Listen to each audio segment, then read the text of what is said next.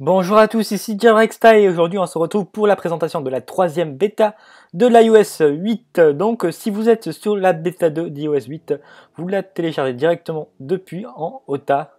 Ou sinon, si vous êtes développeur, vous pouvez télécharger cette troisième bêta sur le Dev Center. Voilà, donc vous lancez le téléchargement. Cela dure à peu près 5 à 4 minutes, tout dépend de votre connexion. Dès que le téléchargement se finit, préparation de la mise à jour, puis vérification de la mise à jour. Ensuite, votre iPhone va redémarrer et faire des barres de chargement. Quand votre iPhone redémarre, vous allez devoir le reconfigurer. Sélectionnez votre réseau sans fil. Suivant, activez la localisation. Et maintenant, une nouvelle fonction sur cette troisième bêta, l'analyse d'apps, qui permet d'envoyer des informations au développeur pour qu'il améliore son application. Donc là, je suis bien en bêta 3 d'iOS 8. On va se rendre dans les réglages pour bien vous le montrer. Mise à jour logicielle 8.0. On va se rendre dans informations pour voir le nouveau build de cette troisième bêta d'iOS 8. Une nouveauté, maintenant on peut activer End-Off directement depuis les réglages ici. Une nouvelle interface pour le déverrouillage de votre carte SIM comme vous pouvez voir à droite et l'ancienne interface à gauche. Dans cette troisième bêta, une section dans les réglages d'iCloud vous propose de migrer vers iCloud Drive. On a le droit à quelques changements d'interface sur l'application météo sur cette troisième bêta, comme vous pouvez voir comme elle était avant sur la bêta 1 et la bêta 2, et là sur la bêta 3, donc vous voyez les changements graphiques. Vous pouvez maintenant désactiver QuickType via les réglages du clavier. Donc vous allez dans clavier, et en bas vous avez QuickType, je le désactive. Je me rends dans l'application de message pour montrer qu'il a bien été désactivé. Je reviens dans les réglages pour le réactiver. Je réactive et là il est bien présent sur mon clavier.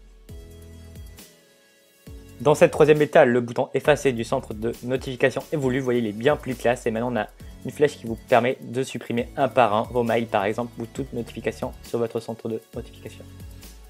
Dès que vous désactivez QuickType sur votre clavier, vous allez avoir une petite barre qui va vous permettre de remonter, comme cela.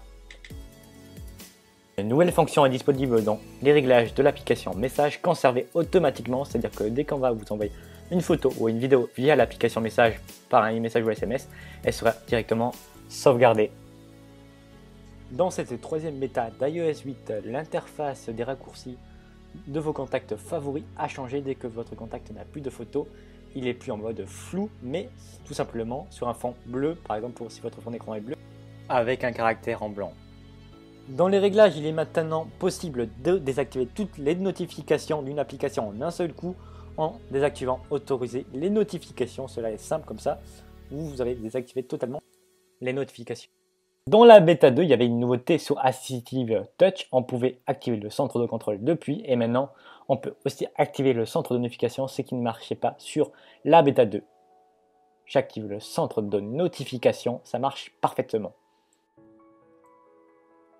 Dans cette bêta 3, on a le droit à un nouveau fond d'écran, donc on va aller le voir ensemble. Fond d'écran, donc il est tout en bas, c'est un fond d'écran plutôt blanc, donc il est sympa. Personnellement, c'est pas celui que j'utiliserai tous les jours, mais je vais quand même vous le montrer. Voilà ce qu'il donne sur le Springboard. Si j'ouvre un dossier, il donne ça. On va aller voir sur l'écran de verrouillage ce qu'il donne. Voilà, donc plutôt sympa.